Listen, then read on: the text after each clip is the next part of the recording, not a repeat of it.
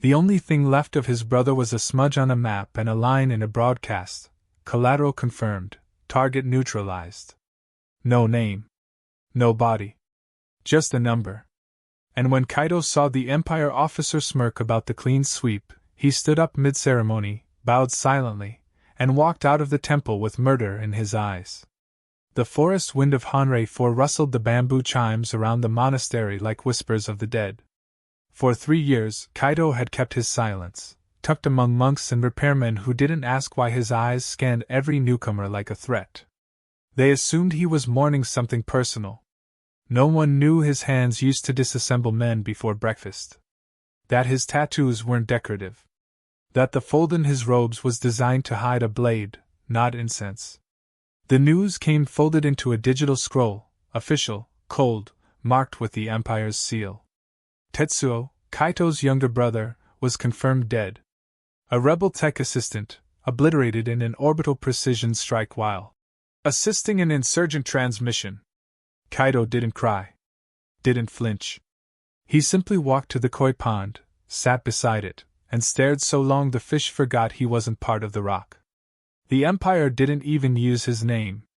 Just a sector ID and a timestamp. As if his brother had never made them laugh by trying to fix a terminal with chopsticks.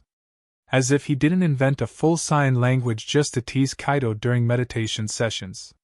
He was warmth, a spark, a mess of limbs and laughter. And now, he was a statistic. At the evening gathering, the monks prayed for peace. Kaido didn't join. He watched the ceremony from the far shadowed edge, arms crossed, jaw still. That's when Commander Havek arrived, an Imperial officer visiting the outer systems to ensure loyal settlements remained culturally stable. Kaido recognized him immediately. Not from his face. From the way he walked, like a man who never had to check over his shoulder. Havek took the ceremonial seat beside the head monk, commented dryly on the inconvenient persistence of rebellion in the western sectors, and sipped herbal wine as if people hadn't just been erased. Then he said it. Loud enough for the whole hall to hear. Clean work, though. No screams. Just fire.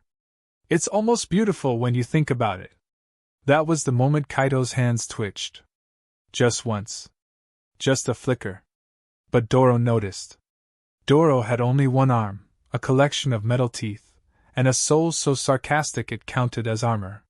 He nudged Kaido with his wooden elbow. "You're about to do something incredibly noble and profoundly stupid, aren't you?" he whispered.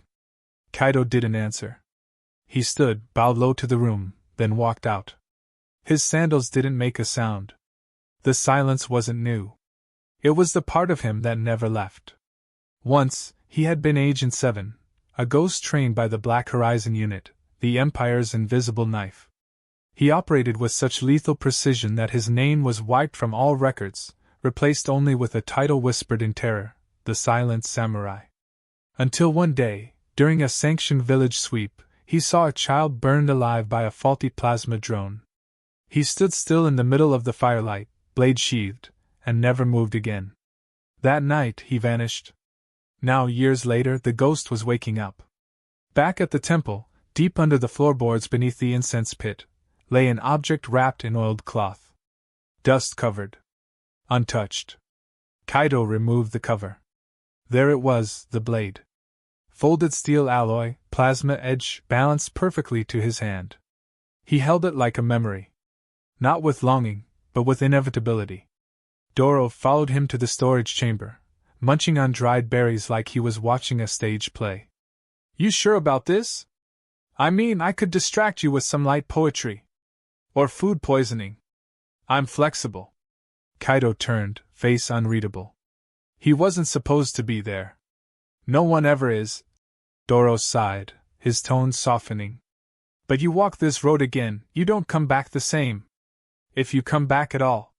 Kaido slid the sword into the robe sheath. The click echoed like a heartbeat. Outside, the wind shifted. The temple bells rang differently. The next morning, Havek's shuttle exploded 30 feet off the ground. No one claimed credit. No bodies were found, just an imperial insignia fused into a tree trunk. The Empire sent a probe. It returned fried. Communications with the outer monks went dark. Somewhere between that explosion and the Empire's official silence, a whisper returned to the galaxy. About a figure dressed in ancient robes. Who moved like wind. Who never spoke. But left Imperial facilities in silent ruin. Kaido didn't seek allies. Didn't want revenge speeches. He followed footprints only he could see.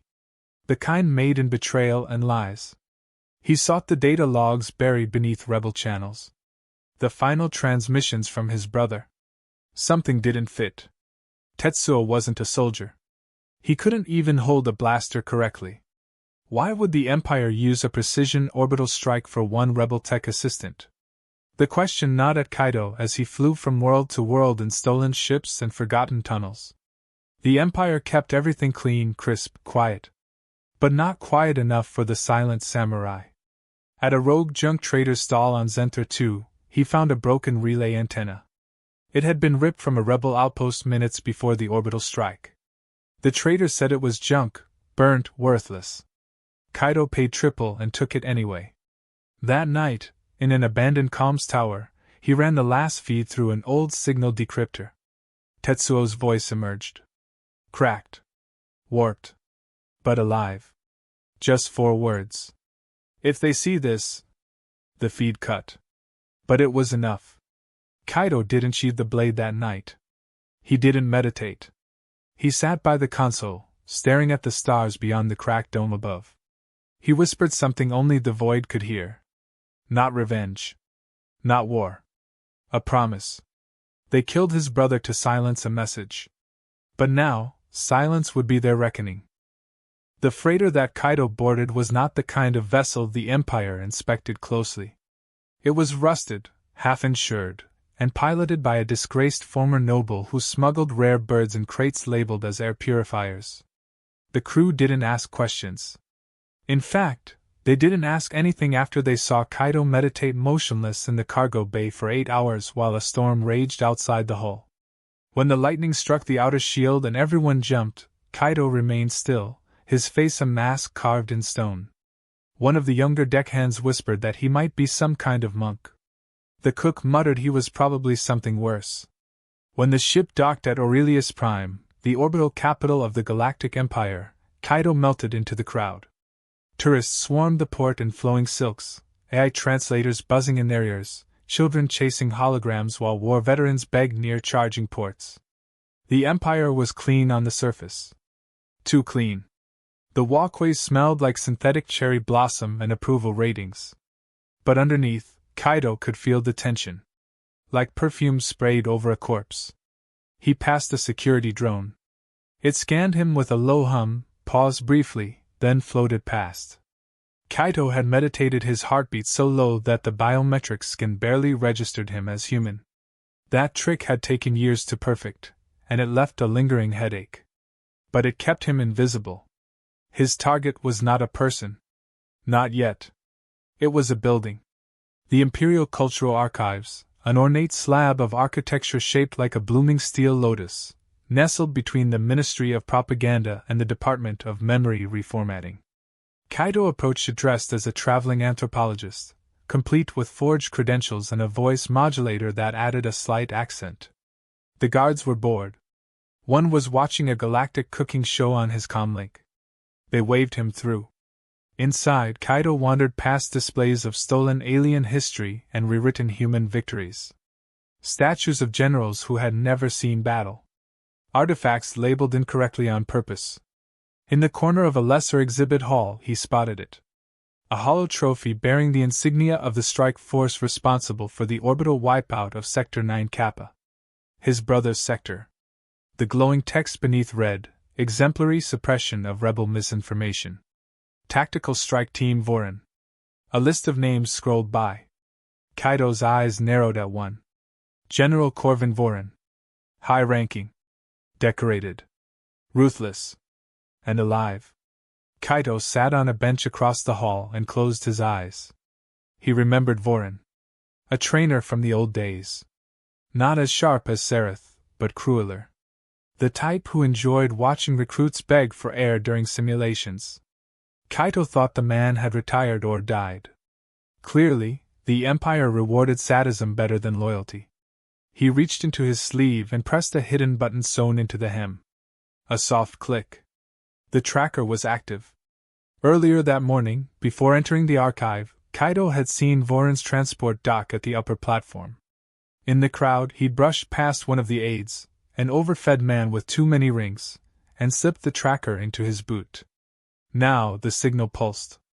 Voron was moving toward the gala sector, where an elite banquet would be held in his honor. Kaido rose, adjusted his sleeves, and walked out without a sound. The gala sector was the Empire's playground. Floating gardens. Servant drones carved from marble. Live orchestras suspended in gravity domes. It was a place where consequences didn't exist, and guilt was considered an outdated emotion. Kaido arrived in the shadows of a delivery crew, slipping into the lower halls as if he belonged. He passed a servant reciting drink ingredients in 12 languages and a drunk noble wrestling with a coat rack he mistook for an enemy spy. He spotted Voron inside the central dome, dressed in ceremonial armor, laughing loudly with other officers. Toasting to victory. Toasting to murder. Kaido stood behind a decorative pillar and watched. Not yet. This wasn't the place. There were too many witnesses. Too many innocents. He would wait. And while he waited, he would plant seeds. On his way out, he approached a food vendor droid and gave a name. Not his own, but one that would trigger interest. The droid processed it, beeped softly, and handed over a paper-wrapped item. Not food. A data slip. Inside it, coordinates. A meeting point. Someone had heard his signal. Someone who wasn't Imperial. Back in the underbelly of the city, Kaido met the contact in a maintenance tunnel lit by flickering blue strips. The man wore a grease-stained uniform and carried an old blaster missing half its scope. He introduced himself as Kirill. Said he was part of what was left of the resistance. Not the loud kind. The breathing kind. Kaido didn't speak. He simply showed the hollow image of Voron. Kirill nodded grimly. Said Voron wasn't the worst. Said there were others. Worse ones. Ones who liked to film the strikes for sport. Then he paused. The moon base was never on any map, but the stars remembered. Kaido stood at the edge of a cliffside pass on the mining moon Dralos V, watching the artificial night ripple across the surface like a second skin. The Empire had carved its fortress into the very bones of the rock, hiding its most secure communications facility beneath an inactive crater. No citizens. No rebellion. Just secrets and silence. It was the kind of place built by men who thought their lies would never bleed into sunlight. But Kaido wasn't looking for sunlight. He came for the truth, and he carried it in a sheath of folded steel. He had arrived using Kirill's forged coordinates, stowed inside a crate marked fusion drill parts. The cargo droid scanning his box had flagged an anomaly, but before it could sound the alarm, its optic sensor failed. Whether that was due to electromagnetic interference, or a precisely timed hairline blade cut, no one would ever know. The crate passed inspection. Kaido emerged hours later, cloaked in shadows, stepping through the ventilation corridors like a ghost reclaiming an old memory. Inside the facility, the lights were dim and clinical, the air thin, recycled too many times. Surveillance drones floated by silently, scanning for signs of heat, heartbeat, and motion. Kaido moved like still water, breath so shallow even his own body didn't know he was there. He found the server nexus in the lower quadrant, protected by a triple-sealed door and a rotating biometric key. He didn't break it. He waited. A junior technician arrived minutes later, yawning, holding a tablet with greasy fingers and muttering to himself about overworked shifts. Kaido dropped from the ceiling without a sound, held the blade just above the man's shoulder, and whispered his first words in 3 days. "I don't want your blood. Just your access." The tech froze, nodded, and trembled his way through the door's security clearance. As it slid open, Kaido pressed the flat of his blade gently against the man's back. "Now walk away. Tell them nothing. Tell yourself nothing." The technician bolted without a glance behind him. Inside, the Nexus was a cathedral of silence. Racks of server towers pulsed in low blue, their cores spinning with the weight of 1,000 erased truths. Kaito approached the central console, inserted the encoded slip Tetsuo had left behind, and began to dig. It didn't take long. Tetsuo had buried the files deep but left just enough breadcrumbs that someone like Kaito could find them. A folder opened. A list appeared. Operation Iron Ruse. Kaito read the summary with increasing stillness. Dozens of rebel attacks across various sectors had been staged by the Empire. Video footage had been faked. Rebel weapons were fabricated using captured components, planted on innocent colonies.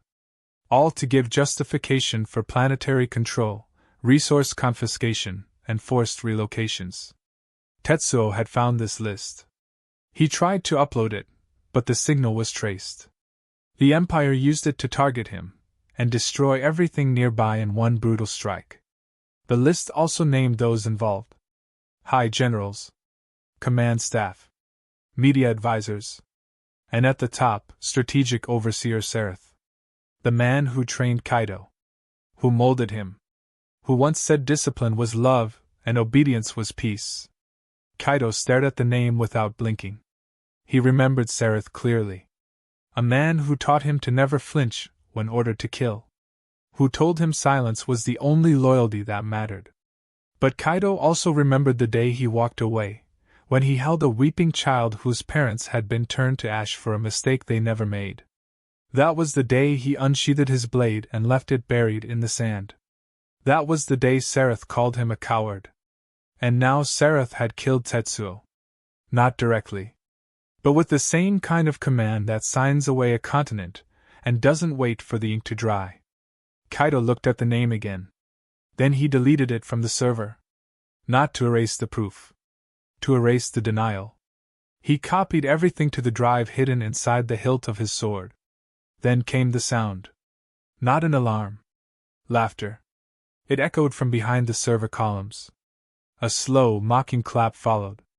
Kaito turned slowly, blade half-drawn. From the shadows emerged a man in command robes, taller than average, face framed by cybernetic implants, and a long scar trailing from his ear to his collar. Sareth. He looked older. But his eyes hadn't changed. They were still the eyes of a man who believed the universe was clay under his thumb. I wondered when the prodigal blade would return, he said with a smirk. Kaito said nothing. I let the technician live. He was bait, Sareth continued. You were never hard to predict. Silence only works if no one knows where to look. And I trained you too well for that. Still, Kaito said nothing. You want revenge, I suppose? For the boy. For that sloppy little message he sent. Sareth gestured to the servers. All of it's meaningless now. It's already been spun, rewritten, buried. You're just here to satisfy your own illusion of justice. You're no different than I am. Kaito stepped forward. Not fast. Just deliberate. You remember what I said when you left? That silence is loyalty. Kaito stopped one pace away. But you took your silence and turned it into shame. And now you think breaking it makes you righteous. It makes you weak. Kaito moved. The blade arced. Sareth dodged barely, but the tip of the plasma edge carved a line across his sleeve, sizzling fabric and metal alike. He stepped back, drawing a concealed energy rod. Not elegant, but effective. They circled each other. You lost your way, Kaito. You chose grief. I chose order. Kaito whispered a single word. You chose fear. They clashed. Sparks flew. Blade against rod, plasma shrieking. Sareth was faster than expected. But Kaito was quieter. He moved without rhythm, without pattern. The duel was not dramatic. It was cold. Surgical. Every strike was a question. Every parry, a refusal. Finally, Kaito slipped inside Sareth's guard, drove the hilt into his chest, and spun the blade upward. Not deep enough to kill. Just to drop him. Sareth collapsed, gasping. You won't stop it, he wheezed. Kaito crouched beside him. I won't need to. He pressed the drive into the emergency broadcast port. The files began to upload. Across a dozen systems, warning lights flashed. Screens flickered to life. The truth was moving. Sareth reached for his rod again. Kaito rose and walked away. The man who had once trained him lay broken. The silence had been shattered. But the message had survived.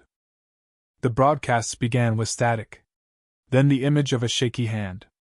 Then the voice of Tetsuo, played across public terminals, warzone monitors, mining colony screens, even the gilded private feeds of noblemen in orbit. His words were jagged but clear. He exposed the names, the operations, the deceit behind the Empire's most praised campaigns. People who had lost homes, families, entire cities now had a face to connect it to. A voice that said they weren't crazy. They weren't rebels. They were victims of a machine that called itself peace. The reactions rippled like fire across a dry field. Some cheered. Some cried. Some prepared for war. The Empire called it a cyber attack. A smear job. But it was too late. The truth didn't care about denial. The truth had already found mouths. Kaito watched none of it. He didn't need to. He wasn't here to witness change. He was here to finish a promise. Sareth hadn't died. His wounds were brutal but survivable, and he'd been flown to the surface for emergency medical stabilization. The official report claimed he had been injured during an infiltration attempt by foreign spies. Convenient. Expected. Cowardly. But it gave Kaito the location he needed. The Imperial Sky Garden, a floating sanctuary suspended over the oceans of Aurelius Prime. A place reserved for high command and nobles recovering from trauma. Surrounded by beauty. Guarded by walls. The garden looked like paradise from afar. Hanging crystal waterfalls. Trees genetically designed to bloom in every season. Meditation decks with artificial gravity waves. Kaito arrived in the simplest way possible. Not as a ghost this time. Not as a shadow. He walked through the main entrance in ceremonial robes, head bowed, carrying a bamboo staff in place of a sword. The guards at the outer rim barely glanced. No one questioned a spiritual healer. Especially one who walked like silence itself. Inside, the garden shimmered with polished elegance. Holographic butterflies flickered around guests, programmed to mimic native creatures from extinct planets. A soft symphony of wind and water played in the background, masking the hum of security drones overhead. Kaito moved slowly, stopping occasionally to bless a tree or pretend to breathe in the serenity. Every step brought him closer to the central pavilion, where a heavily guarded medical tent stood surrounded by armored escorts. Sareth was inside. Alive. Hooked to machines. He would not remain here long. Rumors said he was being transferred to the Citadel, where no man without 10 armies could reach him. This was the last window. One chance. Kaito made his way around the perimeter, identifying each guard's stance, each drone's rotation cycle, each blind spot between light panels. Then he stepped behind the waterfall. There, in the curve of rock and mist, he opened his staff. The blade unfolded with a click that vanished beneath the crashing water. He knelt, placed his palm on the ground, and whispered something to no one. When he emerged again, the robes were gone. What stood in his place was the figure spoken about in whispers and firelight. The silent samurai. No insignia. No armor. Only a blade, breath, and purpose. He moved. The first guard never saw it. A flicker of motion, and he fell gently onto the grass, pulse intact, neck asleep. The second tried to shout but found no sound. A flash of blue steel erased the breath from his lungs. Kaito moved through them like a poem. Not written in words but rhythm. Guards fell without echo. Drones shorted out mid-flight, their sensors sliced in half before they could register the blur. One panicked, opened fire blindly, and hit nothing but air. In less than a minute, the pavilion was his. Inside, Sareth awoke to the sound of silence. Not the peaceful kind. The kind that follows disaster. He turned his head and saw the shape approaching. He chuckled weakly. You came. Predictable. You always were sentimental beneath all that training. Kaito said nothing. He walked to the bed, stood over the man who once taught him how to kill, and removed the blade from its sheath. He held it, not with anger, but with stillness. "You think this matters?" Sareth rasped. "You've stirred the galaxy. Good. It needed it. But do you really think a blade will fix what a million lies have built?" Kaido looked down. "No. But it can end the man who built them." He raised the sword. But before the blade fell, another voice called out. "Wait!" Doro stood in the pavilion doorway, hair soaked, robe half burned, holding a data pad in one hand and a coil of wire in the other. Behind him, sparks fizzled on the garden walls where he had apparently hacked a backup relay system. "Took me 20 minutes to get in," Doro huffed. "And for what?" "To see you repeat the cycle?" Kaido didn't look away from Sareth. "He killed Tetsuo." "Yes," Doro said, limping forward. "And you exposed him. You exposed everything. It's already everywhere. The people are rising. The rebellion has teeth now. What's left is not justice. It's vengeance. And you're better than that. You chose silence once. Choose it again." Sareth coughed, blood on his lip. "He's right, you know. Killing me won't stop the Empire. I'm just a link in the chain." "Then let the chain break," Doro said, stepping forward and pulling something from his belt. It was a micro-recorder. He tossed it to Sareth's chest. "That's been broadcasting the last 5 minutes." Sareth froze. Kaido stared. "We just captured the Empire's top strategist confessing to everything while on life support. Imagine how poetic that'll sound when they play it over a rebel charge." Sareth tried to move, but his arms failed him. "You monsters!" Doro smirked. "Takes one to know one." Kaido sheathed the blade. He turned and walked past Doro, leaving the old warlord gasping in panic. Outside, the garden swayed gently as if nothing had happened. But it had. The silence had spoken louder than any execution ever could. As Kaido and Doro reached the outer gate, a news drone floated past them, broadcasting footage from half a system away. Rebel banners flying. Imperial stations burning. Civilians cheering. The tide had shifted. Kaido paused only once. At a small tree with white blossoms planted near the exit. A memorial for the war dead. He plucked one flower, held it in his palm for a moment, then let the wind take it. Not for the Empire. Not for vengeance. But for Tetsuo. The brother who died not with a gun, but with truth on his lips.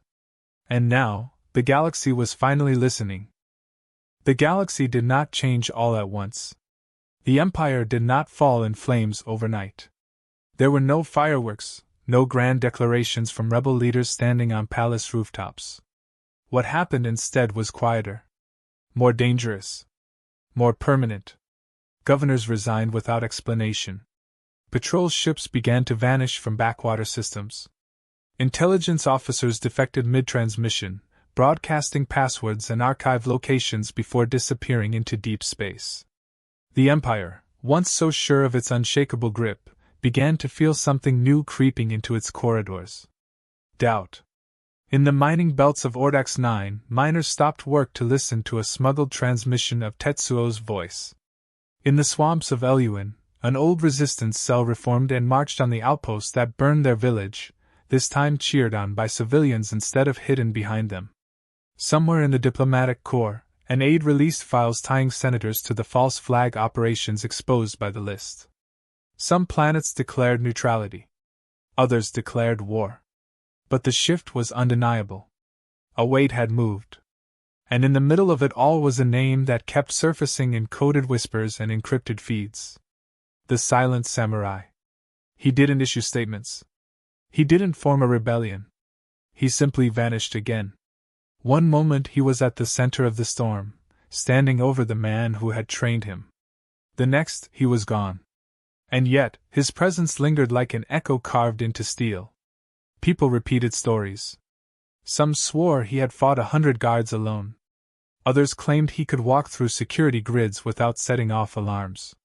A few, mostly smugglers and ex-spies, said he was already dead, and what people saw now was a myth given shape. But Doro knew better. Doro had remained behind just long enough to ensure the recordings were distributed to every system with a calm relay and a pulse. He bribed, bluffed, and blackmailed anyone who got in the way. Then he disappeared too.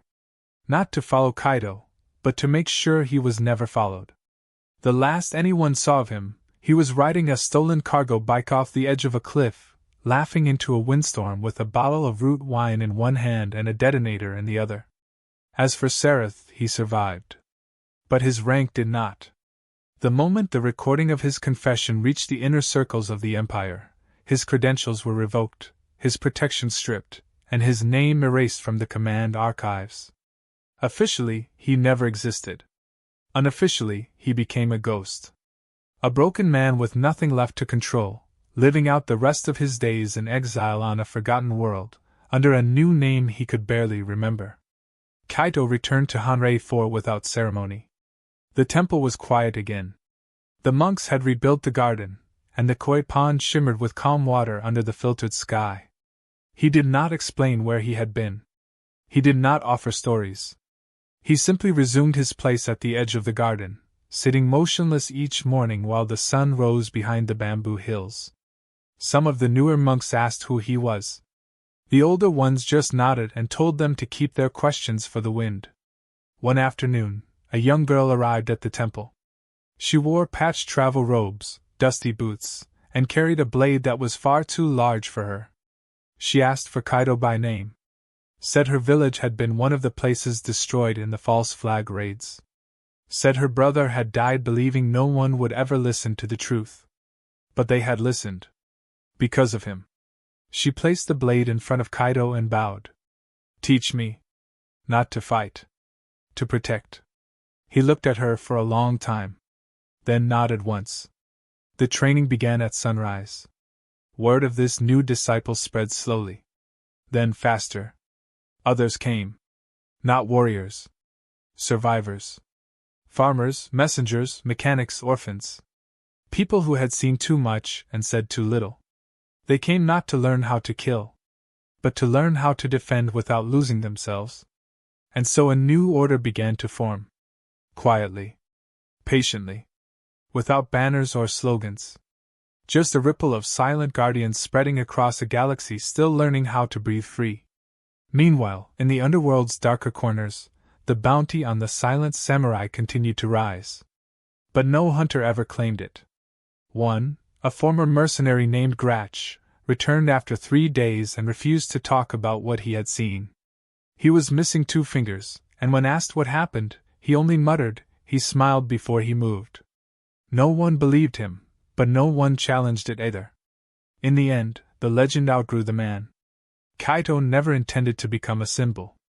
He only wanted to honor a promise. To carry his brother's voice to the stars and see that it wasn't ignored. That it meant something. That it mattered. And in doing so, he gave others the courage to speak, to act, to rise. The final piece of the transmission from Tetsuo was recovered months later. A backup file hidden deep inside a relay buried under volcanic ash on a dead moon. When decrypted, it played only one sentence. If you're hearing this, I made it. At first, people assumed it was a message of survival. But Kaido understood. His brother didn't mean he had lived. He meant his truth had lived. His message had reached someone. It had been heard. And that was enough. One night, long after the stars had shifted and new banners fluttered over once imperial capitals, Kaido stood at the edge of the forest, looking out over the galaxy he had once walked through as a weapon. The wind was soft. The night was clear. Doro had left him a message carved into a stone by the gate. You're still not funny, it read. But you're finally interesting. Kaido smiled, just barely. Then he turned, stepped back into the trees, and disappeared. Not as a warrior. Not as a fugitive. But as a guardian. And somewhere, on worlds where no hope had existed before, the people whispered again. He walks in silence. But his silence speaks louder than empires.